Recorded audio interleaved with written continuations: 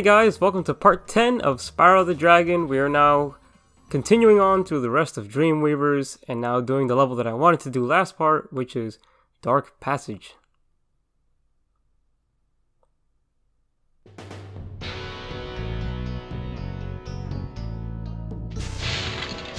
So Dark Passage is infamous for having the most scary looking enemy designs in all of Spyro history.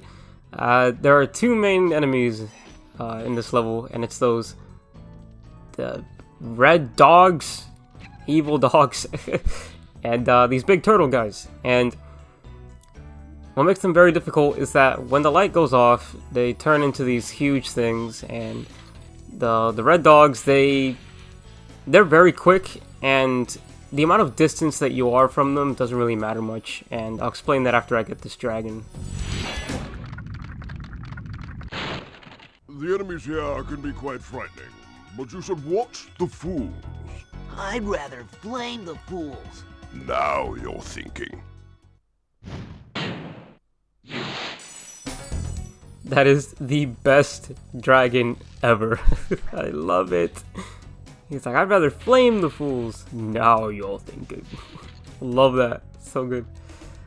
But like I was saying, these dogs, when they're big, if you're even like slightly away from them, you don't even have to be close. If you're like mid-range from them, they'll come straight for you, and yeah, that draw distance in which they go to attack you extends a lot when they're big. So try to flame them because you can't charge them once they're big, or you can do what I do and flame the fools first. That way the light turns off and they go back to normal size.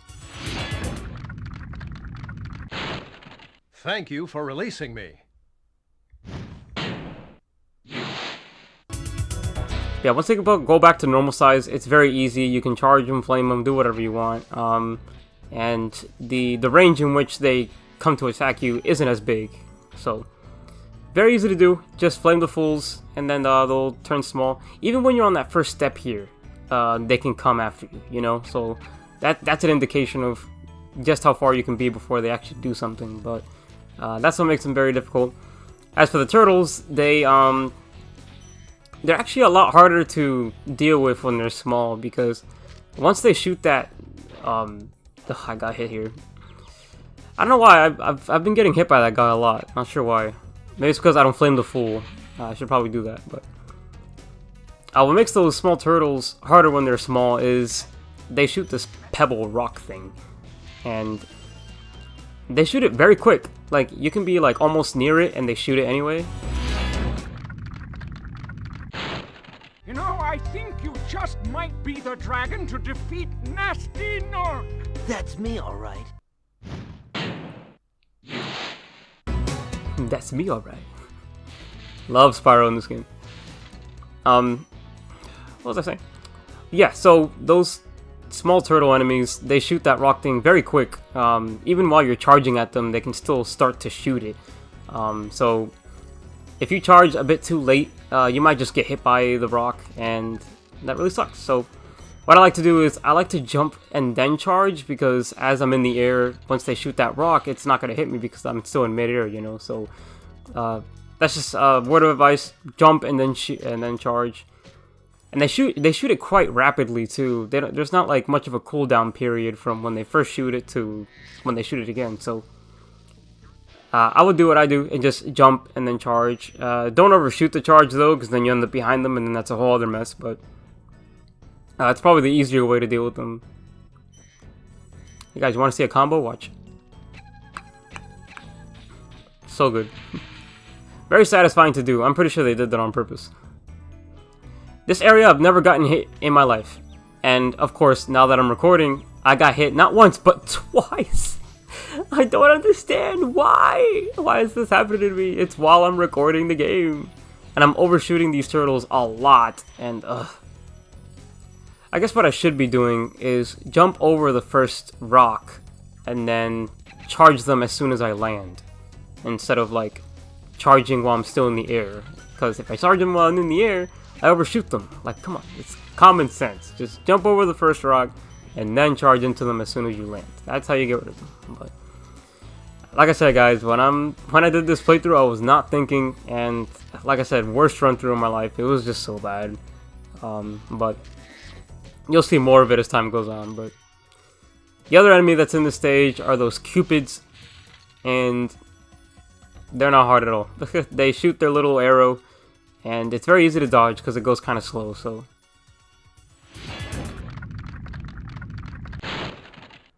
Thanks, Spyro. I'd love to help you catch Nasty, but I'd really hate being trapped in Crystal again. Don't worry. The only one who's gonna be trapped is him. So that's the dragon I mentioned in the earlier parts, where I was like, why don't the adult dragons help Spyro?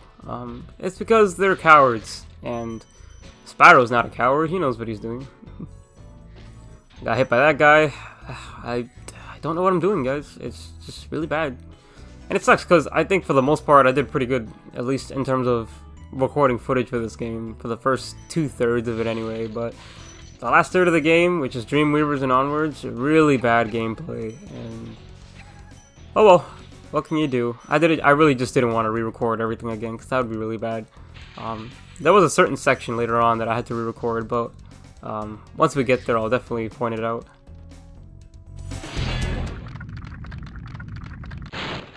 Thank you for releasing me. You're going to be hearing that line quite a lot from here on, let me tell you. There's another fail. Really bad, really bad, really bad. What I meant to do there was jump and then glide, but I guess I was too close to the edge and it read my jump as a glide because I was already off the edge, so... Boo, boo, boo. For some reason, once you get to the second area of this level, there's no more fools. And regardless of the fact that there's no more fools, these rooms are still dark. And even though they're dark, these enemies aren't large. So I would say the second part of this level is way easier than the first half, because the first half has those big enemies, but for some reason now they're no longer big after the second half. So not sure what to say there, but going through that path is the only way to get to this rocket, so make sure to get to it. It's kind of tricky to get to on the first run because you kind of have to like jump down and then wait and then glide to get to the bottom path to reach that whole second part of the stage, but not too bad once you know what to do. So alright, we got all the gems, all the dragons. Let's get out of here. Dark Passage's music is so good, man. So good. I would say it's like in my top 3 tracks in this game is Dark Passage, and then I think what was my second favorite? Oh, Toasty. Toasty's one of my favorites. Yeah, Toasty, Dark Passage, and one other one that we'll be seeing later, but I'll save that for when we get to it. What kind of sucks about having enemies in these stages is that once you finish one level, they all respawn, so in Dreamweaver's case, some of those enemies like to grow big, which kind of block your path, but not the ones to get to Lofty Castle, thank God.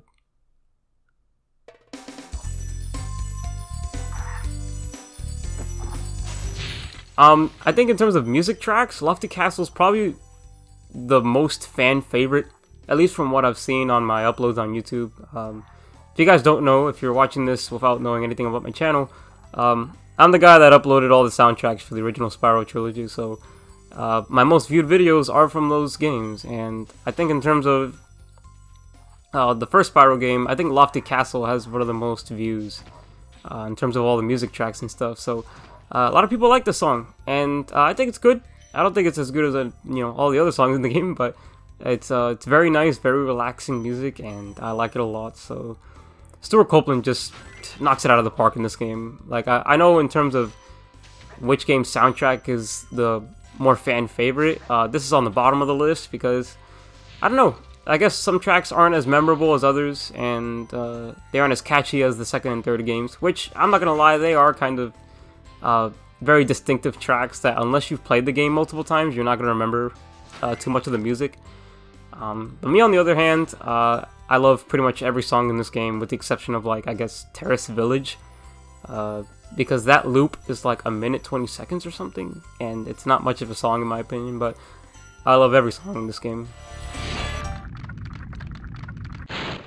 Fairies are always on your side, Spyro. Some of the dragons in this game just give you such useless information. Like, what was that? It's like, oh, fairies are always on your side. Alright, well, thanks. Yeah, I've known that since the second homeworld, you know, so don't really understand. But that was probably because they had a limited amount of audio to use in terms of voice acting for this game, because this was on a PS1 disc, so... the concept of this level is that there's a lot of captured fairies, and that's no good. So we're gonna free them by getting rid of these cupids and releasing them, basically. Once we release 3 of them, they open a whirlwind for us to access to reach different areas of the stage. I think there's... honestly, that's the main concept of the stage, really. There's a lot of fairies running around, and once you free them, you open up a whirlwind, and that's it. The only purpose for this bottom section is to get the rest of those gems. There's nothing really else down there except the chest, which obviously you can't access without the key, so gotta get that key first. This level can be very confusing because there's 3 separate areas of this level. There's the back, there's 2 separate areas in the front, and if you don't have them memorized, it can be a lot of backtracking, so it's good to memorize it. Thank you for releasing me. So we got a bunch of thank you for releasing me's and 1 fairies are on your side. Really ridiculous. What I just did there is not the intended way to get up here. I kind of just glided across, but the intended way to get here is to use one of those whirlwinds on the right side to get on top of that platform, which I didn't really know. I wasn't thinking. I typically use that each time that I'm playing this game, at least I think so. And that's when I figured that out. I was like, oh, wait a second, so that's why that jump seemed kind of too close, really, to make. But yeah, use that whirlwind to get to that platform, and then use the other one to get up here. Make sure you time your jump. I almost missed that entirely because I didn't jump high enough, but... yeah, like I said, this level has like 3 different sections. There's one in the front here, which is kind of like the backside. There's one on the right, there's one in the middle, and yes, it's a lot of locations, really. And every time I play this game, I always get lost here, because I always forget the way to get back to where I need to go, so... but thankfully, one of the only good things about this run-through of this game is that I managed to do Lofty Castle pretty well. Which is weird, because this is the level that I usually have the most trouble with when I play the game normally, so... it's good that I got it on my test recording. Well, not on my test recording, my actual recording, but yeah, so right here, this is where I get confused, because I'm like, do I go forward? Do I go backwards? Like, I'm trying to do the most I can so that I don't backtrack as much, but the level is pretty big as it is. It's probably one of the bigger levels in the game in terms of just how much is in it. I've never gotten hit by those things, ever, in my life, so... yeah, kind of embarrassing that I got hit there, but oh well. I never really look forward to this level each time I play this game. I feel like it's too big. There's too many ways to go, and it's not very clear in terms of which pathways to go through first, which ones to come back to later, and stuff like that. So, never really look forward to it. And like I said, it's long. It takes a long time. You know, if you guys see the part right now, it's like 27 minutes or something, I think. Yeah, 20 something minutes, and it's because of the stage. The stage is really long, and not much you can do about it. So yeah, once you get those fairies, now's the time to go backwards to the other part of the level, which is in the back. Pretty difficult. There's a supercharged ramp in the stage, which is probably the easiest supercharged ramp in any of the levels, and like, it's like they didn't try. It's very easy to do, and you guys will see it once it comes up here shortly. But so yeah, go through the middle here and then come back this way, and that's how you get to this other path here. I always save this path for last because this is where the supercharged ramp is, and it just saves a lot of backtracking and stuff. So save this left path for last once you come back from where the return home portal was. Make sure to not go in there and go here because there's a few gems up here along with an extra life. That's kind of easy to miss because once you see this pathway here, your first instinct is to go in there, but... Okay. I really wanted to get this on my first try, but I didn't, as you'll see here. Well, I think I did, right? Did I? Yes, I did. Cool. Yeah, I did it, but it wasn't, like, smooth, you know? It didn't look as good as it was supposed to. There are some things in this game where when I play them, I try to get things on my first go, that being one of them, and I did get it this time. Just wasn't as proficient, wasn't as smooth, but what can you do?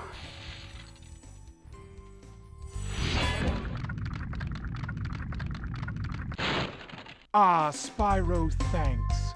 Supercharge will get you to new places here in Lofty Castle, too. See where it takes you. You see, they hype that up as if it's supposed to be, like it's supposed to be one of those very difficult supercharge challenges. But no, you just take the supercharge, you jump, you follow this path that's clearly indicated, not hard at all, and then you jump again. That's it. At least that's what would happen if I didn't suck at the game. Dear God. Ugh, so embarrassing. You see, guys, like I was saying earlier, this is the easiest supercharge section in the game to do. Because literally all you have to do is just left and right and jump. I don't know what happened, honestly. I guess I just jumped too early or something like that. But here's the rest of those gems. And then we got the key in that other pathway earlier. So now that we're here, the supercharge ramp takes us to where the chest was earlier. So that's very convenient. So that's why I saved that section for last. That's why I did it the way I did. Sorry for skipping the key animation, by the way. It's just, I feel like it takes a while. It's a lot more satisfying to watch in Reignited, though, I'll give it that. Alright, we got everything, and we did it in a relatively good time, too. Usually I stay in that level for way too long. Just going back and forth, not knowing where I came from, how to get to certain places and stuff, but for my test recording, I think I did okay. Alright, guys, so now we got one world left, and that is Jacques. Or Jacques. I'm totally kidding. That's not how you say the boss name. It's definitely Jacques. It's probably a French word or something like that. Not entirely sure what it means, but that's the name of this boss, and it's very unique. I actually like this level a lot, actually.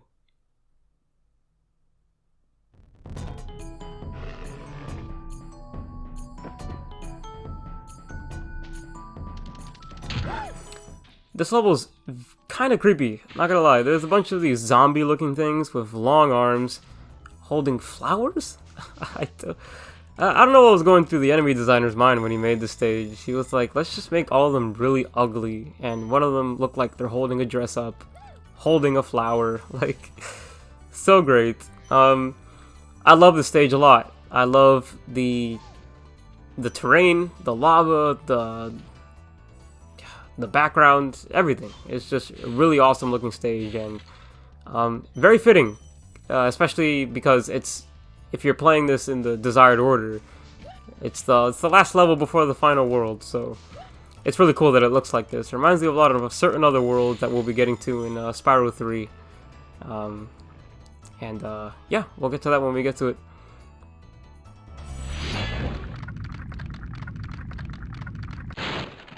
Thank you for releasing me.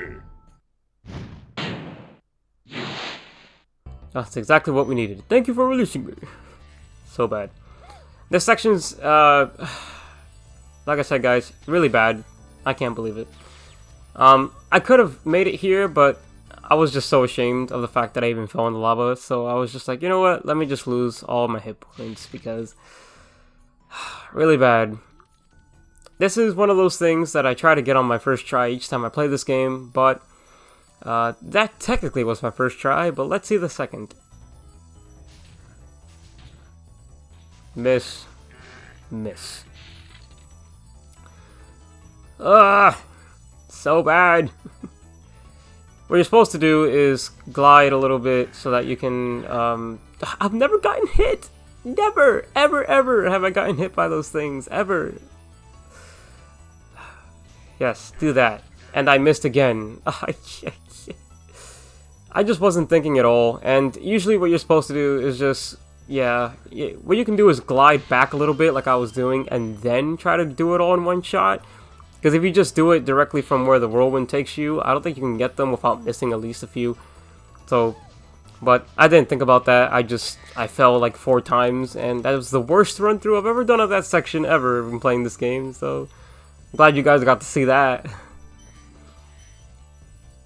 But regardless, there's a separate section here. This glide is very hard to do. You gotta get to your max height, max jump, max everything if you want to reach this. And thankfully I did it on my first try. Sometimes I tend to miss that because it is very, very close to call. So this level is filled with near-miss glide sections, and we've only just seen a few so far, so get ready for more. It's really bad. I barely made that glide, as you can see. Yeah, it's very hard. What you're supposed to do here is glide to this section here on the right, and if you're lucky you can make it like I did. If you're not, you're just going to fall in the abyss. So make sure you just time it, get the most out of your jump, and you should make it just fine.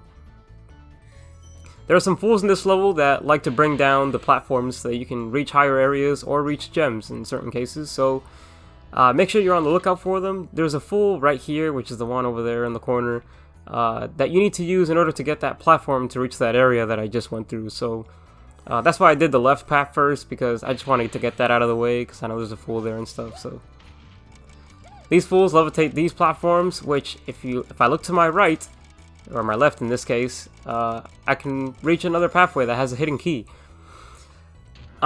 If you noticed, I turned the camera there to see if there was a hidden pathway to get the key, and I didn't see it, so I was like, oh, I guess that's not there then. But it was there, and I need to go back to get it. And yeah, guys, like I said, worst run through of this level I've ever done. It's really bad. It's funny, that's when I saw the chest, and I was like, no, wait, it is over there. And see, it's at the top. Very easy to miss if you're not looking out for it, because if you're looking forward or looking around the camera and stuff, you're not going to see this, so that's where the key is. That's how you get it. Very easy to do, so I almost died there. So yeah, I don't know what it was. Sometimes when I play this game, I can be pretty, I guess, clumsy, or I try to do things very quickly, and yeah, so another death to add to the amount of fails of this game. So I don't want you guys to see all that, so we're gonna cut, and we're back. Yeah, that was never happens to me ever. I don't think I've ever missed that jump in my history of playing this game, and I've been playing this game for years, so glad I got that on recording. And I get these gems here. There's a lot of 25 and 10 gems in this level. I'm not sure why. It's just full of a lot of gems and stuff. I may be playing this level in the most unorthodox, awkward way, because now I'm backtracking through this section here to get all these gems, but I don't know. This playthrough of this level was just really bad, and not much I can do about it. What I was going to mention earlier was that the music in this stage is incredible. It's probably my favorite boss realm music in the game, next to like Blowhard and stuff, and Toasty, of course. But yeah, I love the song a lot, and it's funny because at first I never really liked it that much. I didn't think it was that good. But the more I played the game, the more I realized, what am I saying? This is one of the best songs in the game. It has a great bass, beautiful musical melody, nice triangles and stuff, so make sure to get those gems on those stairs. Very easy to miss.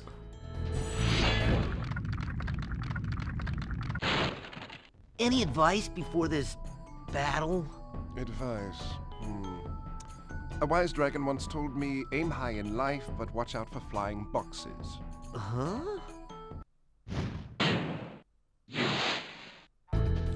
The voice Spyro says, what? Huh? Like, what do you say? It's the best thing ever. I love it. So this is Jacques.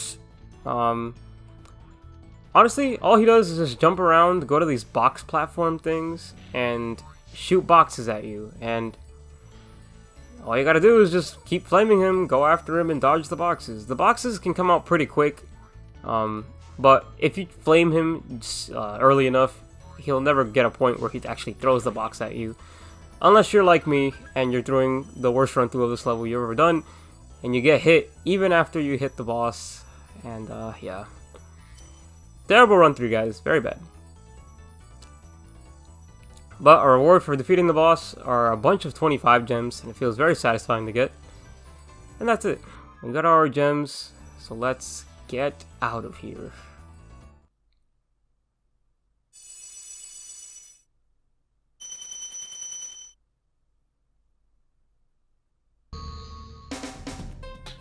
Alright, we're out.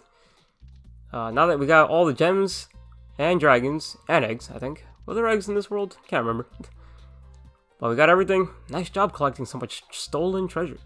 I never know what these dialogues say, because I've always 100%ed this game, so I never know what they say if you don't meet the criteria or anything, but we're going to Nasty's Road in the next part, guys. Hope you enjoyed the video. Please make sure to leave a like and a comment, and as always, take care and have a great night.